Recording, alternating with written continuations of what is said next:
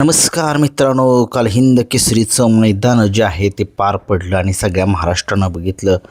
हे मैदान जे आहे ते कशा पद्धतीनं पार पडलं, सगळ्या महाराष्ट्राची नजर एक प्रत्येक टॉपच्या नंदीवरती होती आणि सगळ्या महाराष्ट्रानं बघितलं की टॉपचे नंदी कोणकोणते होते. काही सेमीला बाहेरसुद्धा गेले, परंतु सगळ्याची नजर बघूया. त्या मैदानामध्ये एक नवीन चेहरे कोण आले उजेडामध्ये, किंवा ते मैदान जे आहे ते कसं काय प्रसिद्ध झालं, कुणामुळे प्रसिद्ध झालं, त्या मैदानात असं काय आश्चर्यचकित घडलं की जरा थोडीशी चर्चा करूया म्हटलं. आणि एक मैदान होतं मायनीला.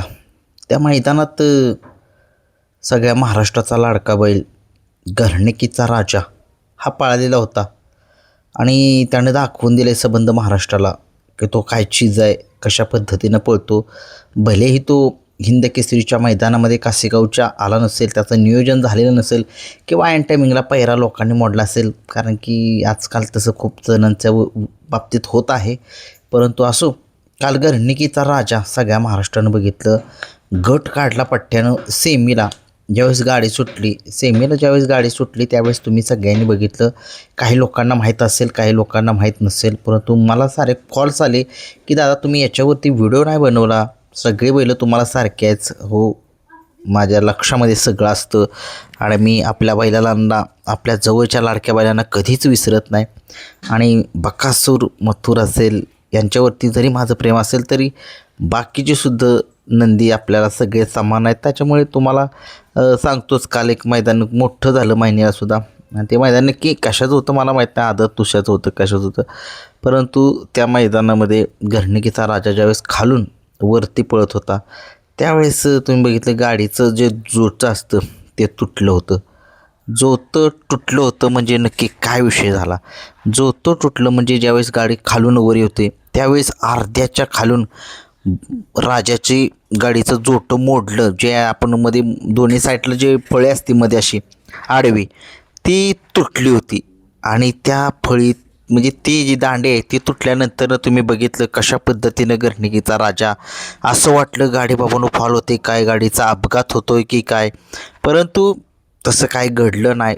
त्याला माहिती आहे, सगळ्या महाराष्ट्राला माहिती आहे की तो घरणिकीचा राजा निकालाचा बेताज बादशाह आहे आणि त्याने कसल्या कमालीचा निकाल घेतला. गाडीचं दूध तुटलं तरी त्याने निकाल घेतला. सलाम तुझ्या कार्याला, या घरणिकीकरांच्या राजाला. एक नवीन त्याच्यावर चेहरा होता. त्याला घेऊन पळणं एवढं सोपी गोष्ट नव्हतं, परंतु त्याने दाखवून दिलं संबंध महाराष्ट्राला.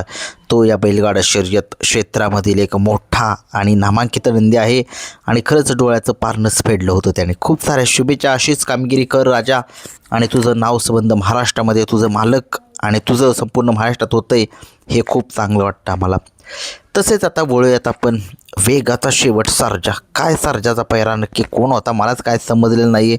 सर्जा काल गटालाच पराभूत आणि सर्जाचा पराभव कुठला नेवरीचा गुरु याने केला. काय वाटत सुद्धा नव्हतं की सर्जाचा पराभव होईल म्हणून, कारण की मोठं मैदान असले की सर्जाचं पैरे असे का होत आहेत, टॉपचे पैरे का होत नाहीत. सगळ्या महाराष्ट्राला एक आतुरता लागते, कारण की सर्जाला ज्याच्यासोबत सर्जा चांगला पळतोय त्याच्यासोबत पैरा व्हावा अशी खूप लोकांची मागणी आहे.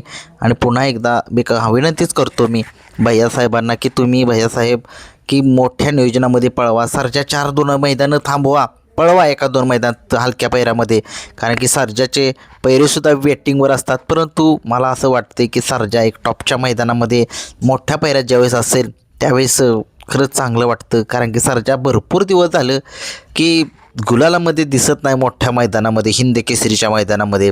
तेवढंच आम्हाला फक्त बघायचे. तुम्ही बघितलं पेडगाव असेल, पुशेगाव असेल, माळशिरस असेल, या मोठ्या मैदानामध्ये सर्जाचा गट निघतोय, सेमीला पराभव होतोय. काल तर गटालाच पराभव, त्याच्यामध्ये बेकार वाटलं, खरंच खूप बेकार वाटलं. आणि खूप सर्जा फॅन्स खूप नाराज झाले. मला बरेच लोकांचे फॅन आले, म्हणजे फॅनचे फोन आले, कोण मग ते खरसुंडीचा बाब्या होता का काय, मला पण आठवण, मी पण नाही बघितलं, लांबून दिसलं नाही एवढं. क्लॅरिटी एवढी मोबाईलला आपल्या म्हणजे बघितली नाही मी, नेटचा माझा बॅलन्स संपत आलेला. परंतु असो, बकासूर शिवाय मजा नाही या बैलगाडा शिरशात. बकासूरनं तर काल डोळ्याचं पारणं फेडलं तर फेडलंच म्हणावं लागेल. एक तत्पूर्वी एक तुम्ही बघितलं भुंगा आणि देवाबाई. हा कुठला आहे देवाबाई? हा देवाबाई जो सांडू मिस्त्री तळेगाव, जो आधी लखन आणि देवाबाई ही जोडी पळायची तुम्हाला माहितीच आहे. जो त्याच्या दावणीतला जो आहे देवाबाईच्याच दावणीतला एक छोटा देवाबाई त्याला म्हटले ती, त्यानं एक डोळ्याचं पारणं फेडलं सगळ्यांच्या. भुंगासोबत प्रथमच मला दिसला तो, म्हणजे तो नंदी. काय स्पीड आहे त्याला, येणारं भविष्य खूप चांगलं असेल त्या देवाबाईचं. आदत किंग छोटा देवाबाई. खरंच या बैलामध्ये धमक आहे तर आहेच म्हणावं लागेल. आणि काय गाडी बकासूरच्या सीमेमध्ये लागली त्यावेळेस सगळ्यांना खात्रीच होती की बकासूरची गाडी सहज पराभूत करेल असा हा भुंगा आणि देवाबाई. कारण की 25 सेकंदामध्ये त्यांनी गट काढलेला, म्हणजे एवढ्या स्पीडनं गाडी पळालेली. परंतु शेवटी कसं असतं, शेवटी अनुभव महत्त्वाचा बी असतो कधी कधी, परंतु शेवटी गाडी बैल पाळण्यावरती असतं. आता बकासूर पळाला, भारतसुद्धा पळाला, पण शेवटी तुम्हाला माहितीच आहे कशामुळे हारली गाडी. परंतु आता सारखं तेच उच्चारणं ते चांगलं दिसत नाही. भुंगा आणि देवाबाई ही सुद्धा गाडी काल चर्चेमध्ये आलेली आहे.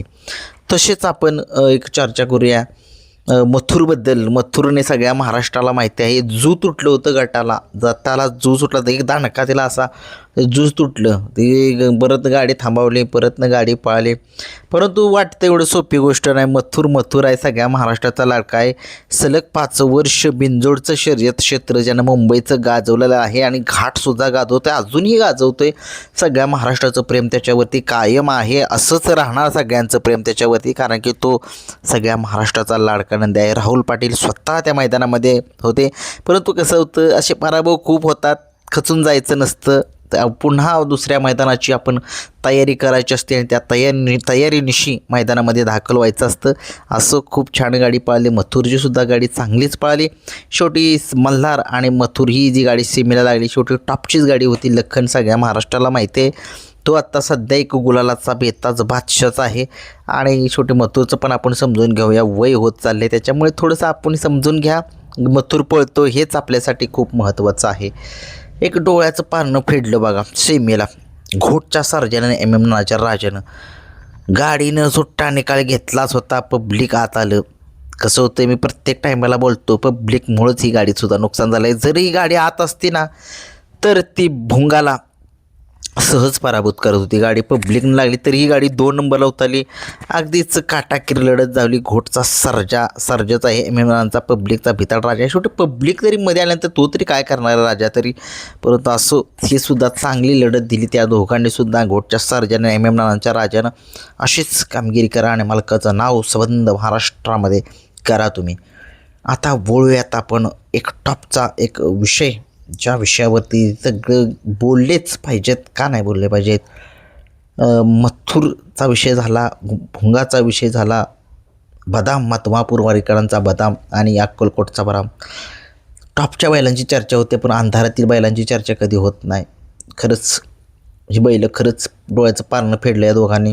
काय गाडी पळाली, डोळ्याचं पारणंच फेडलं अक्षरशः. एक अंधारातील बैलं म्हणावी लागतील. ती मोठ्या मैदानामध्ये गुलालात राहते ती, याच्यापेक्षा काय मोठं आहे बघा. एवढं टॉपची नंदी, प्रत्येकजण टॉपच्याच पायऱ्यात येतोय, परंतु त्या ठिकाणी सुद्धा एक चांगली गाडी पळली. खूप साऱ्या शुभेच्छा यासुद्धा गाडीला देतोय. टर्निंग पॉईंट सगळ्यात मोठा आज म्हणजे कालच्या मैदानामध्ये सर्जा 10 आणि रोमन 10. घरचा साज. अगदी त्यांचे पैरे ऐन टायमिंगला मिळाले नाहीत. काही लोकांनी हो हो म्हणले, परंतु ते नाहीत, त्यांना पैरे मिळाले नाहीत. परंतु शेवटी त्यांनी ठरवलंच की घरचीच गाडी पळेल, काय व्हायचे ते होऊ द्या. त्यांना वाटतसुद्धा नव्हतं की घरची गाडी गुलालामध्ये राहील आणि 1 नंबर करेल, एवढा कॉन्फिडन्स होता. परंतु यांना अगोदरच सांगितलं होतं दिलीप ड्रायव्हर शिरस्वस्तिकर, ते एक मेकिंग मेकर ठरले बरं का. त्यांनी अगोदरच सांगितलेलं तुम्ही घरची गाडी पळवा आणि घरची गाडी पळली तर मी त्याला जिम्मेदार आहे, काय व्हायचे ते होऊ द्या, मी हाय बरोबर करतो व्यवस्थितपणे.